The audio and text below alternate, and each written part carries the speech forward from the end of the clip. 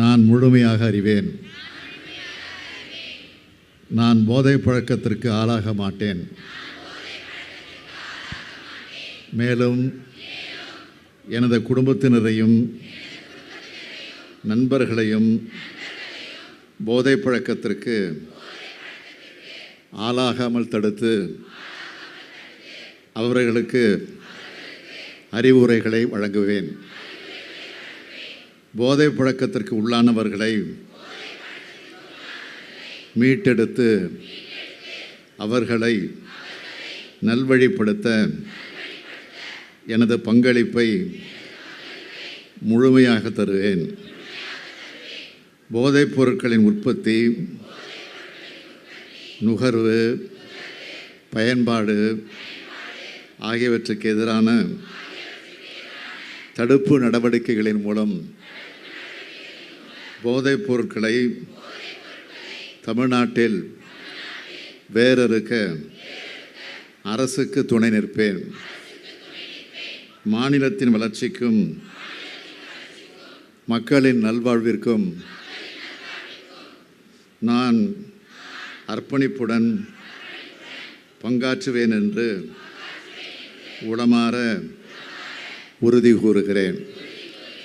நன்றி, வணக்கம்.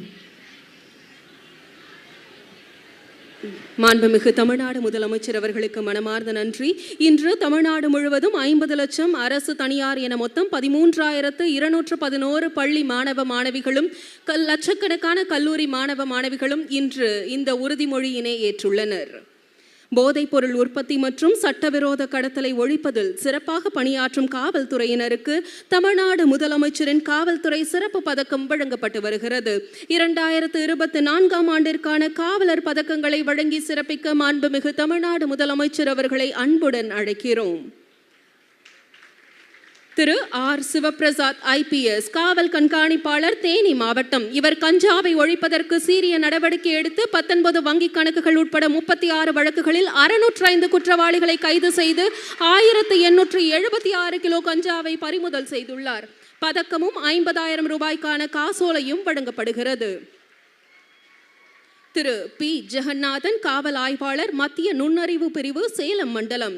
இவர் 1 கோடி ரூபாய் மதிப்பிலான 538 கிலோ கஞ்சாவை கைப்பற்றியுள்ளார். 6 முக்கிய கஞ்சா குற்றவாளிகள் உட்பட 49 குற்றவாளிகளை கைது செய்துள்ளார்.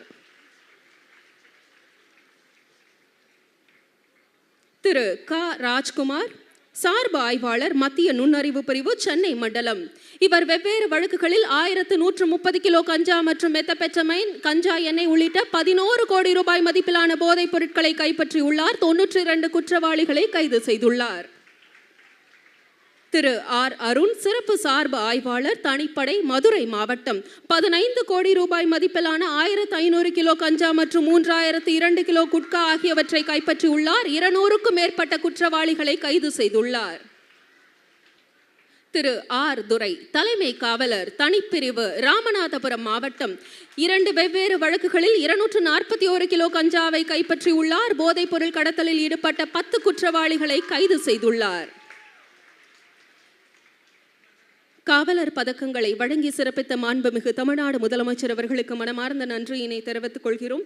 மதிப்பிற்குரிய கூடுதல் காவல்துறை இயக்குனர், அமலாக்க பணியகம், திரு அமல்ராஜ் IPS அவர்களை நன்றி உரையாற்ற அன்புடன் அழைக்கிறோம்.